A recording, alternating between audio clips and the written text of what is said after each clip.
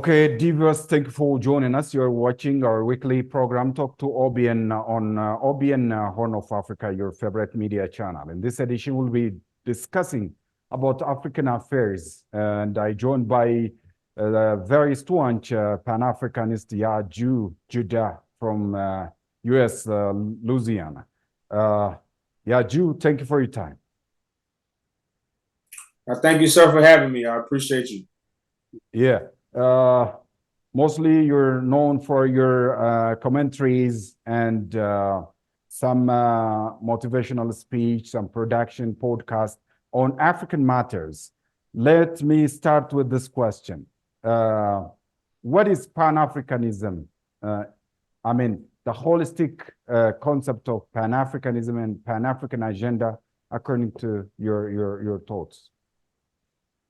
Well, I think it's really dealing with encouraging the diaspora of the scattered Africans around the world of slavery, oppression, colonization. The Pan-African movement is in support of that, and it's strengthening us back into our roots. So it's connecting the scattered Africans back to their roots and encouraging them in their culture, instead of a lot of mixed cultures that we have been caught up in and introduced to. And that's the sole purpose of the Pan-African movement, is to restore the African people that scattered all over the world. This Pan-African agenda and Pan-African movement is very historical, and but these days it's a little bit pacified. It's not as such very active like those days. What happened? Well, I think definitely with the 21st century, with technology and social media, a lot of the movement have really went to the media, social media part. And I think that has really taken away a lot of the organic meeting and greeting and strong movements that the Pan-African used to have. And another thing too, a lot of the leaders was removed from their organizations before they reached their potential. To lay good foundations that we can walk into as a new generation. So with the mix-up of social media and with the taking down of a lot of our Pan-African leaders before they reach their potential has really damaged the Pan-African movement. And, you know, it's kind of dwindling away, I would say. But we're here to bring it back. Okay. Africa, I mean, has entertained many things. We can mention the trend of scramble for Africa and this slave trade, especially this transatlantic trade. Again, colonizations, Europeans invaded Africa and smuggled some resources and treasure of Africa. Now we are facing neo-colonialism. How do you see all the passes of these changes of manipulations through courses of time that, hurdle Africa not to be like the Westerners? I think education has a big role to play in it. I know even with me going to school, I learned a lot of American history. I never was taught African history in school. And I think education would be the #1 key, because there's a lot of historical events that we're not even aware of. Again, that will make us want to fight and want to bring this economic power back to Africa. So when you talk about colonization, a lot of the invisible colonization is really done through education. You know, like I say, when you remove our leaders and then you put your curriculums in to teach us the things you want to teach us and not really teach us about what the things we need to learn about. So education is the #1 key to colonization. That's taking the mind away, and that's the invisible colonization. So I would have to say education. Well, okay, many Pan-Africanists these days, say Africa is not at ease politically, socially, and economically. Do you agree? If so, why and how? Well, I would definitely agree. And one thing is the natural resources. Africa is the land that produced the most natural raw resources, materials, and Africa is not benefiting off that. Other nations is benefiting off that. So that profit need to be held in Africa. It need to be. I think it's like 70% other nations is making off Africa raw materials. And don't quote me on that, but I think Africa is getting a short end of the stick. So that really have to be changed because economic power is very important when it comes to a continent. You know, economic power is one of the main key sources when you talk about power in any continent. And Africa has that ability to have the economic power by their natural resources. Well, Africa has this continental body, which is African Union, and this union had been designated to entertain the continental interest in all aspects. Do you think African Union has played its role in keeping and maintaining the continental interest in all segments? I will have to say I think they have failed in a lot of their work. I think we gotta take in consideration by Africa not having this economic power.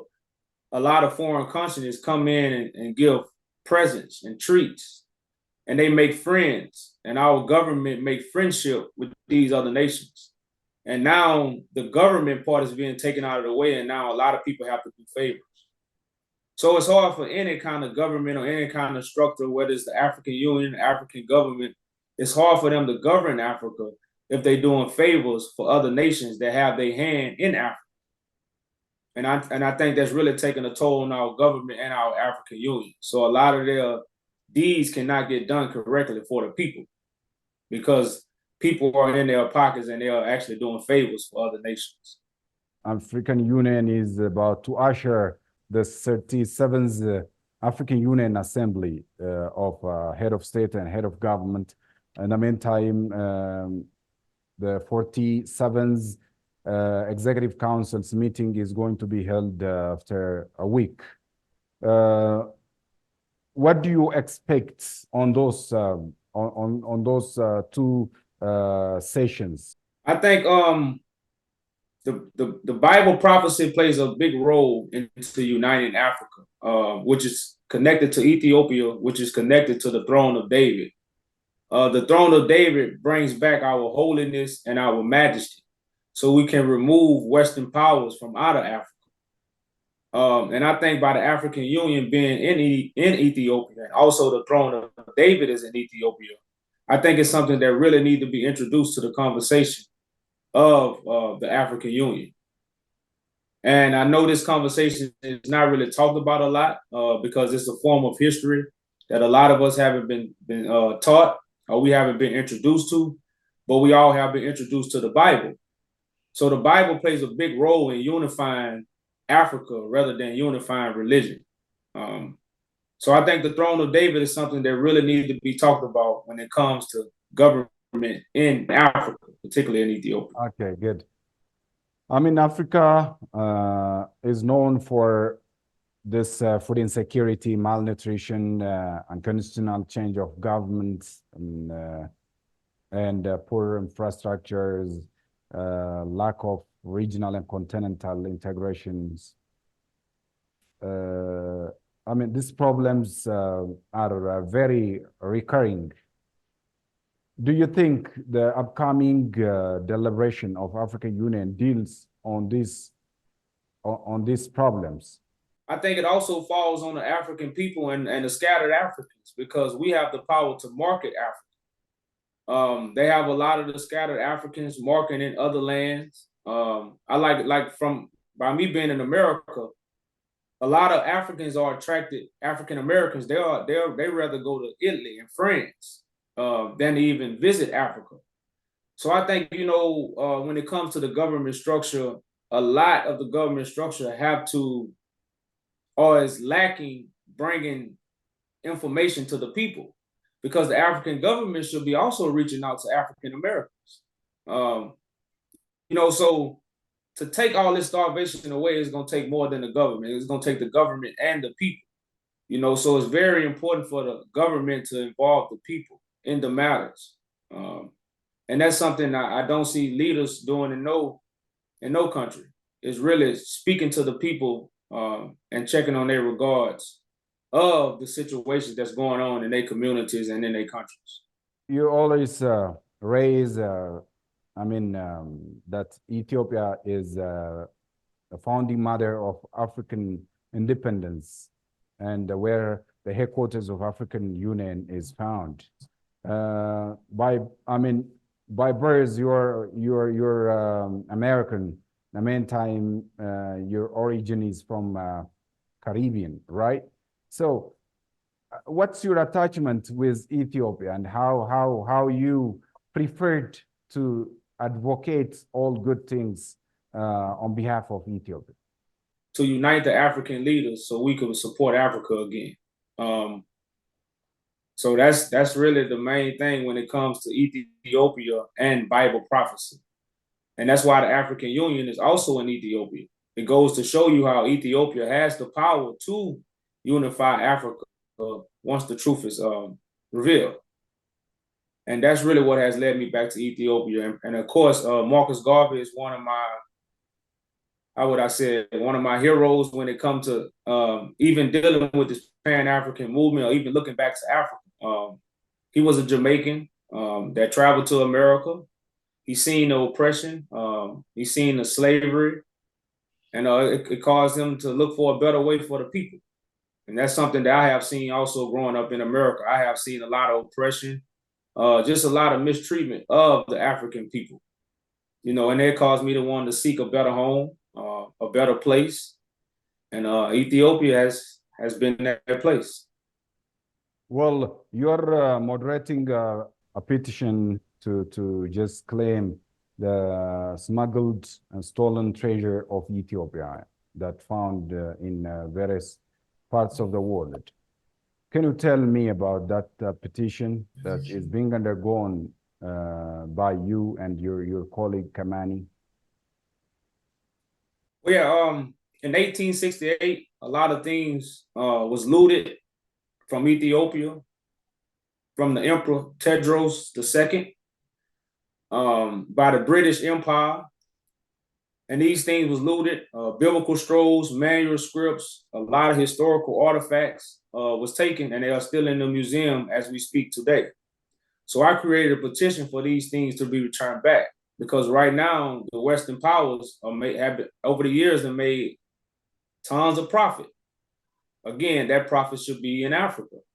So even returning these things will also bring back historical facts, more historical teaching, so we can value Africa and its rich history that it really have been swept under the rug. So this petition is really for to get these Ethiopian treasures back, and also for to get other African treasures back, because this is going to open the door for a chain link effect, of all the things that have been taken from Africa. And like I say, Ethiopia would just be the start. So this is a petition I started, and we have dedicated our resources and our time into help pushing this petition and getting it out to people, so we can be aware of the things and the rich history that's in Africa. Let me get back to my previous question. Can you just tell me,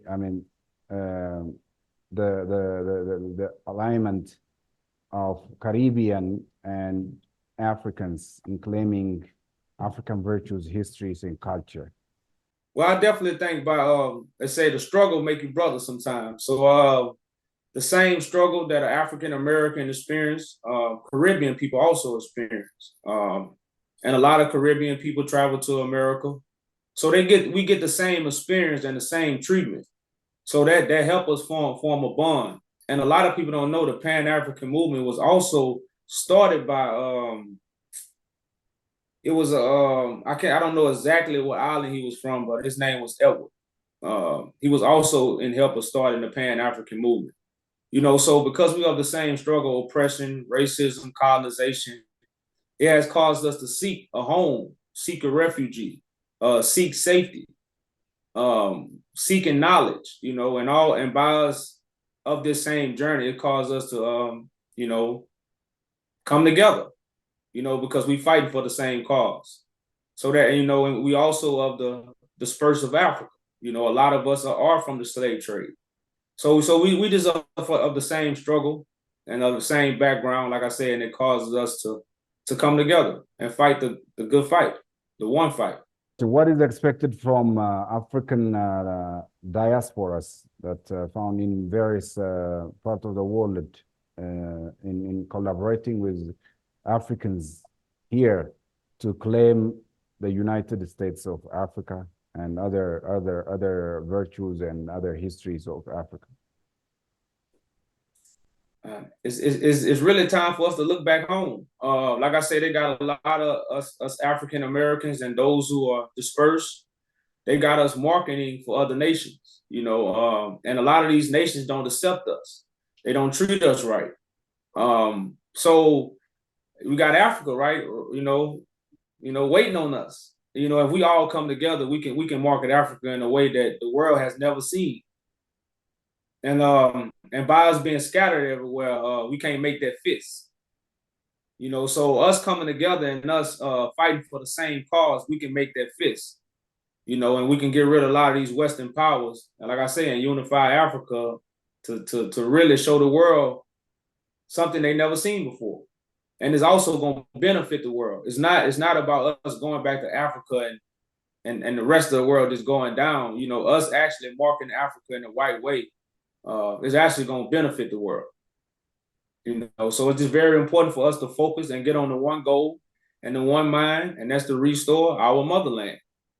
And if we restore our motherland, our mother will take care of us. A while ago, you said most, African leaders who dedicate their time and have commitment wouldn't achieve their goal. They toppled down by invisible hands. You've mentioned as a reason. Why this happens? Well, because we are not unified. A lot of times when you have a leader, it's not 20 other leaders, and I think that's what we lack. We have to. A lot of times when we have a movement, we have one single leader. When the multiple leaders need to come together to strengthen it, so one person won't be singled out. And I think that's one of the main reasons a lot of our leaders have been removed. Because it's not a unified leadership. You might have one leader on one goal, then you might have 10 other leaders that's on another goal. And that leaves someone singled out, so they become a target. But if we have all our leaders working for the same goal and the betterment of the people, that will strengthen and give our leaders more support and more protection.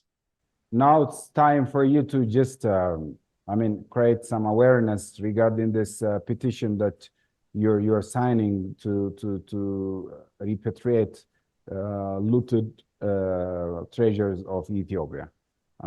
How you can address those concerning bodies to collaborate with you to claim our resources found in various museums all over. I'm definitely calling out to the African leaders. I know a lot of y'all might not be familiar with me, but I am American that's fighting for African unity and the scattered Africans all over the world. And I think this petition is very important. Like I said, it's connected to the throne of David. And with all these treasures back, it's going to bring awareness to all the Africans around the world. And a lot of facts will come out, and we will receive a lot of support when these things take place. And once the throne of David is truly understood, a lot of people will support this movement and what we're doing, and y'all will see how this will jumpstart our revolution of removing Western powers and just having our own land and taking care of our own land in the righteous order of God. So I just think this is really a call out. I would definitely be reaching out to you. Some of my people have already reached out to y'all. You repeatedly mention Marcus Garvey when you just refer to this Pan-Africanism and Pan-African agenda. What do you love most about his thoughts and his teachings, his movements? Can you just tell those things to my audience, though? I really love his perspective and how he don't bite his tongue. I think a lot of times the truth get watered down because we have to be political correct rather than just giving the raw truth. So he's a leader that really gives the raw truth and great perspectives on how we should look at things and why Africa is the way it is. And one perspective he give all the time, like he said, the European powers are in our leaders' pockets. And it's causing them to do favors for the people rather than doing it. I mean, favors for the people who giving them favors rather than governing the people. So I definitely love his perspectives, and I love his he don't bite his tongue. The African Union is bringing regional and continental cooperation, especially in terms of trading each other among nations. How do you see that initiatives? And if you have any comment about it? Well, yeah, definitely. By Africa being the continent that has the most raw resources, we would definitely have to trade with other nations. And like I said, that would benefit Africa if they have control of their natural resources. And it also produces friendship. So trade with other nations is something that's a must, especially for Africa. It's the motherland. Everything is there. So Africa, shares almost 60% of arable land in the world, but the continent is still staggering to be self-sufficient in terms of food. What ought to be done to be self-sufficient? Well, again, we have to educate the young generation to understand the importance of natural resources and land. A lot of times we go to school, these things are not taught to us. So education would definitely bring the focus back. And besides education, again, we must take control of our natural resources. That also would bring fact because that would help the young people see the benefit in having control of your natural resources. So when young people don't see the correct image of how to control a land and take care of a land, then they take no interest in it. So once we take back, our power of having control of our natural resources, it will give young people interest. Plus, we will have the education in play. And again, that will give the young people interest to stay focused on controlling Africa and taking control of its natural resources so we can remove the starvation. We have the land, we just don't have the people unified to cultivate it. So education plays a big part in that, and of course, government. Okay, Yahjew, before leaving, if you have any message to convey, finally. Well, yeah, I definitely think we need to use a lot of this social media as a tool because a lot of us are talking to Africans and a lot of us are talking to our distant relatives all over the globe. So we need to take this time to find our leaders and come together and let's govern each other. That's my only message. My only message is unity and love. Well, that's my. Yahjew Judah, Pan-Africanist, thank you for your time. Thank you for having me, brother. Well, thank you. Okay, dear viewers, thank you for being with us. This brings you the end of our edition for today. See you next time with another edition. Bye-bye. Take care.